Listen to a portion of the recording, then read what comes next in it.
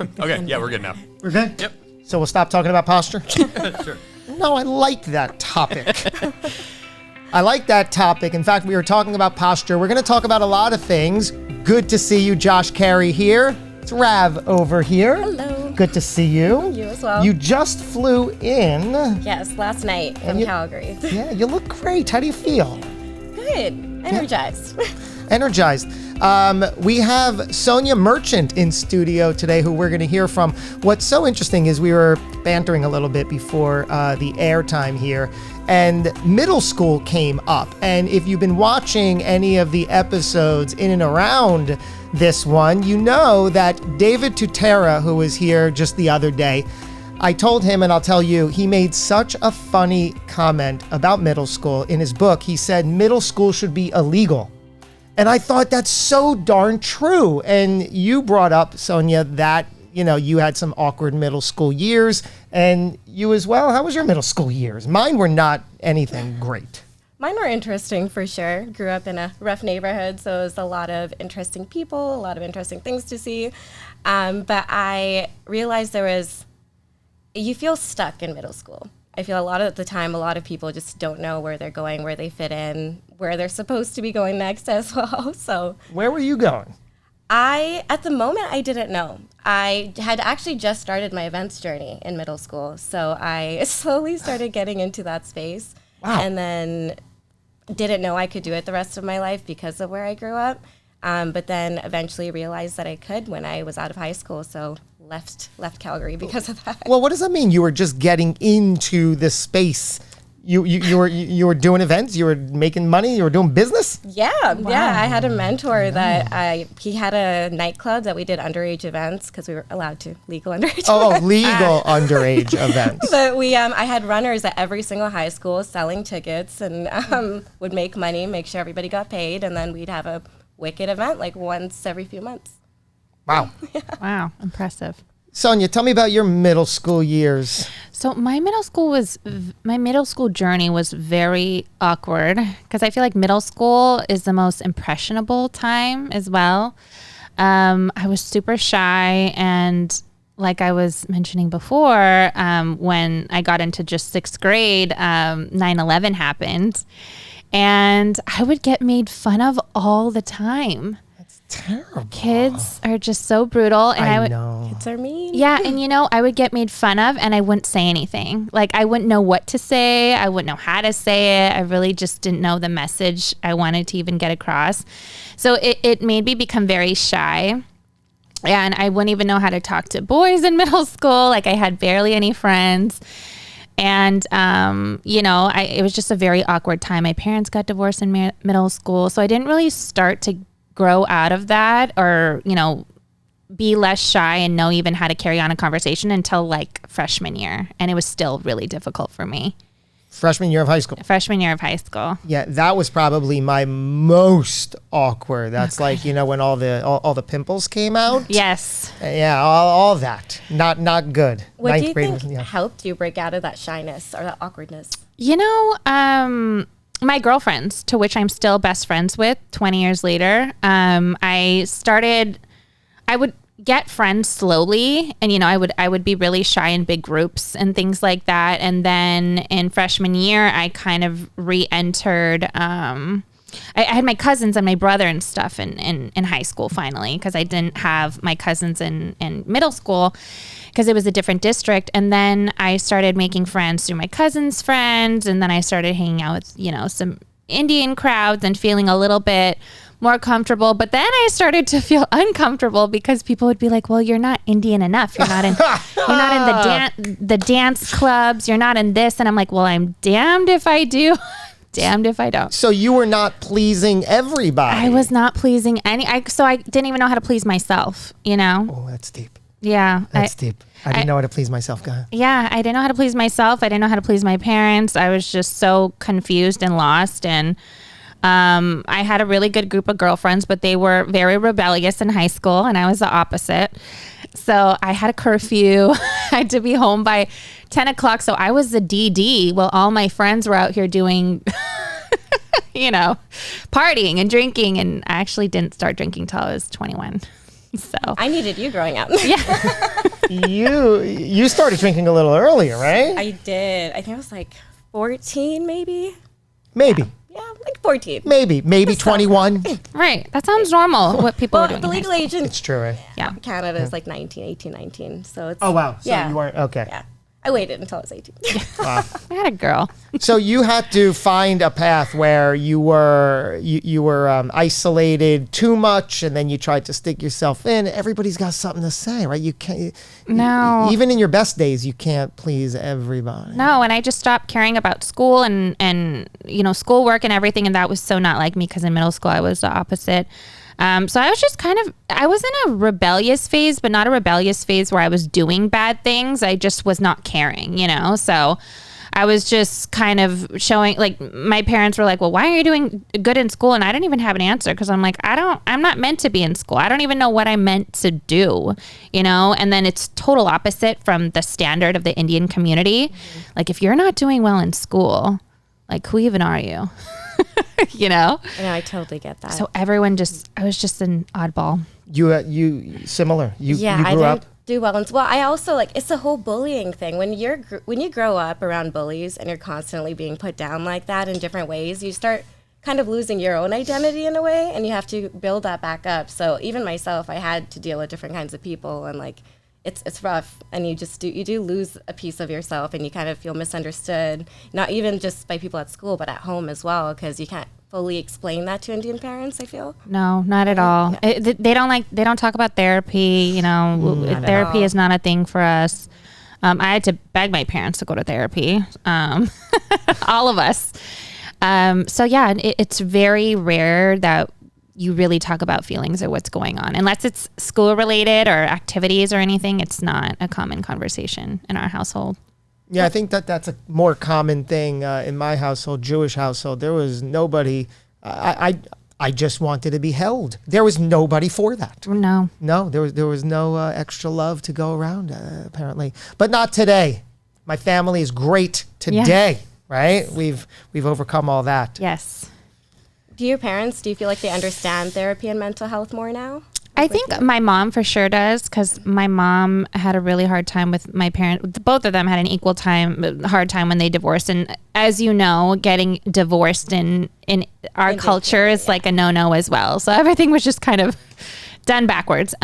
So yes, very much so now. I think there's so much more understanding. I actually am so much closer to my parents now that I don't live with them. Yep. So it's turned out to be a blessing, actually. I speak to them every day. I love that. Yeah. Your brother is he's a dentist. How does that dynamic work when you're growing up? What was the expectation for you? So my brother, he kind of just, since they had one good kid, Oh my kind of just like, he's going to be a doctor. He's going to be whatever, where he's good. So that was enough. They're like, whatever happens. He ignored all the noise because from a very young age, he was supposed to skip like 5 grades, and my parents didn't want that because they wanted him to grow up with, his friends. And so he just focused on school and studies and did what he had to do, went to UC Irvine and then UCLA Dental School. We're only 13 months apart, and he just is thriving. Yeah, he's amazing.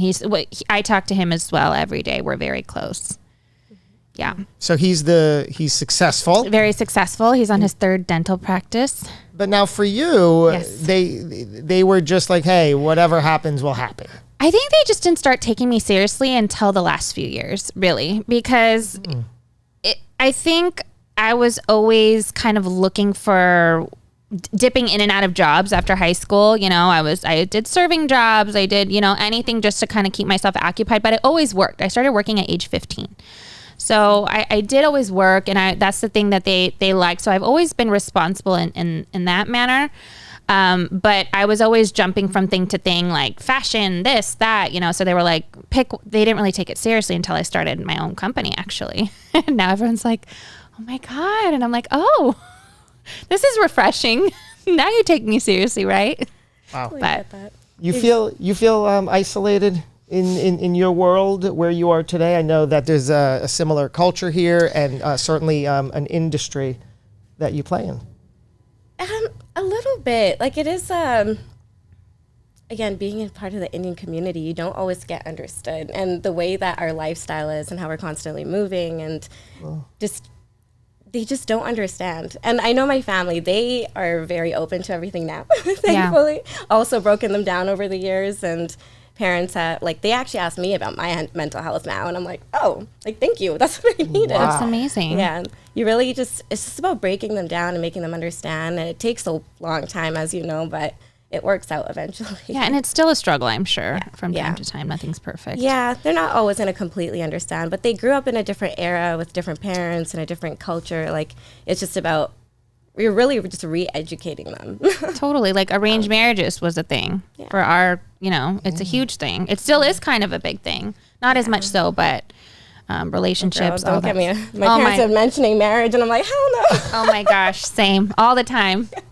So not about it. It's like, if we only had a second to breathe, then you'd understand. Exactly. It's like, who has time to juggle all Who this has right time? now? None. But how do those conversations make you feel? Very annoying, to be blatantly honest.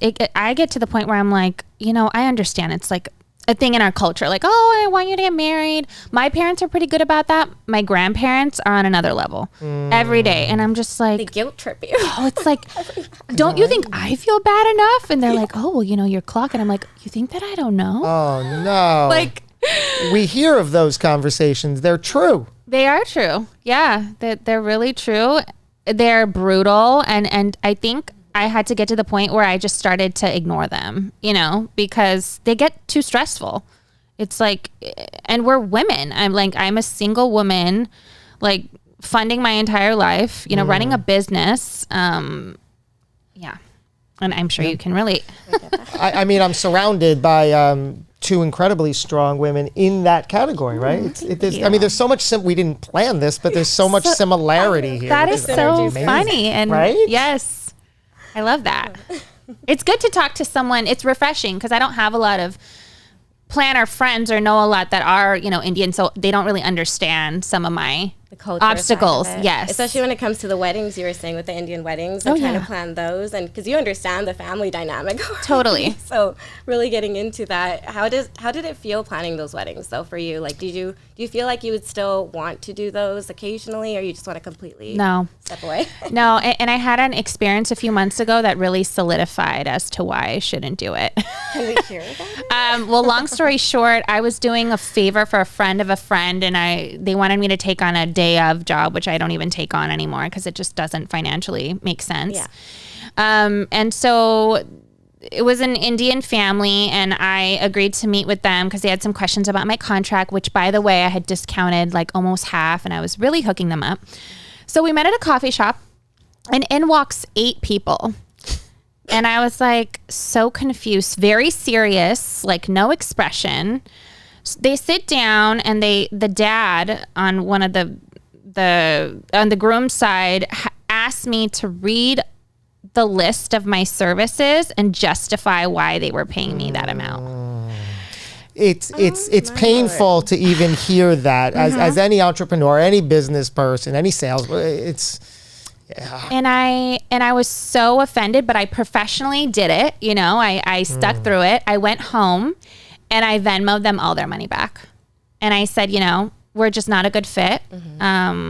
Thanks, but no thanks. And I was like, I'm not dealing with this. Like, you need me more than I need you. I respect that though, that you're actually able to like walk away from that, because a lot of people, like even myself, I've had moments where I'm like, okay, you know what, I just want to help them out still. Right. But sometimes you just gotta know your boundaries. The boundaries are the most difficult thing to juggle in this industry. 100%. Because you're basically signing up for no boundaries in your life. Yeah, is that because when you're working with a client, they feel that they're the ones paying, so you do what I tell you? Correct. They feel that they own you to a certain extent. Yes, they feel like they own all your time sometimes, and that's what drives me insane. It's like, you are one client out of God knows how many. Like, you got to understand we have time management to do. Like, not every second of our day could be for you. Right. But also, they don't, like you said, he went through all of your services. they don't understand how much work it takes and how much effort it takes to go through the entire planning process. Because a lot of people will try to plan events themselves and then realize at the end of the day, it's just not for them. Yeah. And sometimes you're speaking to these people for years, starting 2 years out. Wow. So think about it. If you're talking to a bride almost every day or weekly for 2 years, your hours at the end of that time, you're losing money. Like you don't even break even, you know? On average, it's like 400 hours just to plan a single wedding. What about the idea of being able to say no and creating boundaries? I've been better at that. How about you? I've been getting better at it too. Yeah. I'm like, hey, it's at that point where it's like, you got to learn how to say no, because otherwise you're just going to have too many things piled up. Right. I put it in my contracts now. Put what? Like I'll put certain things like, you can't really put office hours because people know you don't have office hours. But like I used to put words in there like unlimited and really words that can totally get backfire. So I stop using those words, and then I'll say like 1 meeting for this package or 2 meetings for this. And then the problem is too, a lot of clients don't fully read a contract. Oh, no. A lot of clients don't read. No. Stop. That's the period too. Totally. Yeah. So then you don't even want to have to get to the point with someone where you say, well, just so you know, in my contract. Oh, I know. Because it's just an uncomfortable conversation. But if you have to get to that point, you've obviously have crossed a line where it's like, this was already spelled out. Oh, totally. Yeah. Sometimes you got to highlight the contract, send them back, be like, sorry, but reread this. Yeah. Seriously. It's especially with, I do bar and bat mitzvahs, the moms, they are worse than brides. And I will say that very bluntly, awful. Some of these moms will text me at 4 a.m. and expect me to respond. And I'm just like, you people, I used to do that. I used to respond to everything. And then I just stopped. And it's like, well, would you expect a lawyer to respond to you at 4 a.m. or someone in a different, job category? Sure. Yeah, I don't think so, right? What's ironic is you excel you are a leader in the bar and bat mitzvah space, right? Yes. Yet, in 8th grade and middle school, kids were not your best friend. No. And yet you're like, no. I know. What's the connection? The kids love me. I've grown a patience for not just kids, but clients in general. Of course, I can go to you guys and other people and my, whoever my friends invent. But it really takes, it takes years of getting to that, because 10 years ago, I probably would have, like, some of the situations I have to deal with, I probably would go in my room and cry, or just want to escape the world or just not want to finish, the task. But you really grow such a thick skin. And I even saw in the news recently that being in this industry is named one of the top 10 most stressful jobs in the world. Have you heard that? No, I haven't, but I feel it. You feel it, yeah. You could agree with that. Have you, Sonia said she's at times had to go in her room and cry. Have you recently gone in your room and had to cry over things? Honestly, I feel like a good cry, every now and then is needed. Totally. Just release all of it. I love crying. No, I don't love crying, but I love getting it out. How can you not? Honestly. Yeah, you just need it sometimes. It's like a release. Sometimes it makes my head stop hurting. Right. Could you just could you schedule it today when I get home I'm crying? Is that what it is? Oh yeah. You're like, there's a good cry tonight. Like I'm holding this in until or in the shower, yeah. And then it's an ugly cry, yes. The famous ugly cry. Oh yeah, it's like a Kim K crying face. Probably worse. This reference makes sense. I mean, I know who Kim K is, but the further reference to that makes sense. What's the reference? The ugly crying part, or like what Kim K? What she made it famous? Or? Oh yeah, it's like this famous face where Of course. Like when you pull it up. Wow. Yeah, it's like a bobblehead cry. What about being able to say yes? Because as much as you have to be able to say no, you have to know when to say yes, or is it most things that come across your desk? Majority of the time, it's yes. Yeah. Mm-hmm. And again, a lot of the stuff I wouldn't take on if I had a spouse, because I wouldn't have to make as much money, to fund my just my everyday life, and that's the honest truth. I feel like a lot of planners, as when they're married, when they have kids, when they're, way more established, they can be more choosy about what they take on. Was that a battle cry to the universe when I have a spouse? No. No. No, because I choose at the moment not to be that way. Good. I'm living my best single life at the moment. So yeah. So no. What'd you say? I said, yes, girl. Yeah. Why? Same. You are? Oh my gosh. Single life. So it should be. See, this is what I'm saying. And we're like twins. This is what I'm I saying. know. I love it. You chose the best pair. Carry on. Would you even know? Allow me. Go ahead. Yeah. Sorry. After you. What am I saying? I don't know. So let's get into that, right? Yeah. So relationships. Oh Please. my God. Yeah. So you tell me your experience, because I feel like I feel like it's almost impossible to carry on a relationship, let alone get into an engagement or a marriage with this type of job. I agree, but I also it depends on the person, because they have to be able to understand your time management. Right. Because I could be gone for like a week. I could be gone for a month. Mm-hmm. I could be, like I'd have to leave tomorrow morning sometimes. So you have to be okay with that. And like I can't be on the phone all the time. And a lot of people aren't comfortable with that either. Like, hey, I'm not going to speak to you for like the next few days. Oh, exactly. Kind of thing. Yeah. But do you feel like, are you more of like, do you like dating Indian guys? Or are you like more like anything? Like, I've only type? dated one Indian guy in high school, and then never again, because a lot of Indian guys have thought that I'm not Indian enough for them. And I think, feel that. yeah. And I think they don't want to bring me home to their moms. This is so good. You don't look Indian. Wow, so you're not Indian enough. I know. Just as you thought you had your confidence, then they just shoot you down. It's just like I said, you're damned if you do, you're damned if you don't. But I think I'm just so used to it now that it doesn't really bother me. And I think also things are so different. We're in 2023. Exactly. Open with it. Yeah, so I'm like, well, if that's the case, then on to the next. But So I love that we're talking about relationships. One of my favorite topics. Yeah. That and death. Don't know why those two. right. Think about that. Great combo. Yeah, but all that to say, it's so like whether we're in the event space or not, I think relationships are extremely difficult. They're nearly impossible. I Right. feel Yeah. to like make work. Like everything in life is relationship building, right? This is Like, true. Whether your clients or your friends or whoever it is, family, but you're choosing one person to be with for the rest of your life or forever long it is. You know what I mean? That's a lot of pressure. Totally. And especially with like, it is a lot of pressure. Ooh. And you got to deal with like egos and like, especially dating in California, I couldn't imagine like just, I feel like people are a lot more superficial when it comes to dating here. I so agree. It doesn't really help. Yes. And I also think that it can be intimidating for men to be with strong women, Yes. especially because the lifestyle that we lead. Jeremy, my man in the control room, are you giggling at what we're saying or are you watching YouTube? No, this is great. What's great? It's relationship stuff. All right, good. I'm glad to know we're hitting a spot here.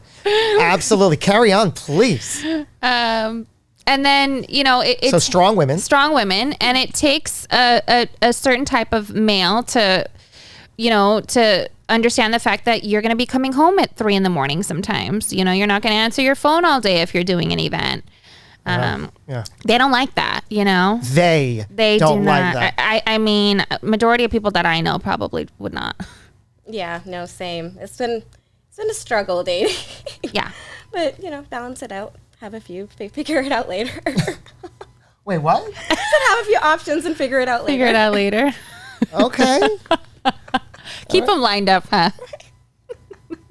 Oh gosh. So does this mean we don't date? So I actually, curveball, just got out of a 12-year relationship. Yes. Oh. Yes. 12. Damn. I'm out. Like recently? Yeah, well, last October. Yeah. How do you feel now? It was really hard because, you know, we were essentially together since 19. We actually went to middle school together and high school, but we weren't together. We'll wait for the audience to do the math. Yeah. Everyone's like, wait, how old? Yeah, is how that old are you? Yeah. So yeah, I honestly think our lives are just taking two different directions. You know, he total opposite of me as well. We're both Virgos, but we're very opposite. You got astrology in the Yes, I got conversation now. astrology because a lot of my Virgo friends are true Virgos, and I'm like, What does that mean? very OCD. It has to be you in into control. Somebody told me I move like a Virgo recently, so that OCD What's your part makes sign? sense. I'm a Leo. Oh, Really? Me too. wait, when's your guys' birthday? August 15th. India Independence. I'm August 25th. No way. Yeah. Really? So I'm right after the Leo cutoff. Right. Yeah, that's right. August 21st or something Yeah. is the cutoff, right? When's yours? July 29. Oh my God. Oh, you're a July Leo. Yeah. Does that is there actually a difference between a July Leo and an August Leo? Honestly, from what I've been hearing, yes. Yes. Yes. Totally. Yes. I think so. Yeah. I think you're meant to be a Virgo with me. I think so. Yeah. I'll take it. Yeah.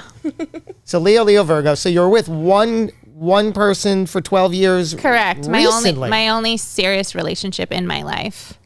For sure. It's a very long one. Yeah, a very long one. And we recently broke up. Not married? Or No. You were no. I was not married. No. That had to have been a conversation, or was like, look, we never talk about this. Well, no, it was to the point where I think that I wasn't getting what I wanted out of the relationship because I think we were on two different paths, and I started to get so busy that I avoided how many issues we were actually having in a relationship. What did he do? What was his job? He's an IT. He's a tech guy. So very opposite of me. Yeah. But hey, 12 years kept you together. Kept us together. Yeah. That's a long time. And you said he didn't give you what you wanted. What did Sonia want? Well, I wanted to be engaged at a point. I wanted to have a kid at 30. You know, I wanted all these things, like normal things. Well, normal to who? To Of course. society. Hey, that's normal to you. normal to me. Well, yeah. normal to you, I mean. Right. Yeah. I Which mean, is great. And the thing is, I feel like I gave it enough time, you know, like a lot of time. Did he make it sound like you're the problem? No, I really far on away. it. And you know, and the thing is, don't get me wrong. I was with someone that was very understanding with what I did. Never questioned me. Like was very understanding of my hours, my life, my craziness. So Wait, you have craziness? I have a lot of craziness. We're going to tap into that later. I could. Yeah. I picked up on it. I was just. Oh yeah. poking I the bear a mean, little bit. don't even get me started. I want to. That's a whole other. I want to. That might take a few days.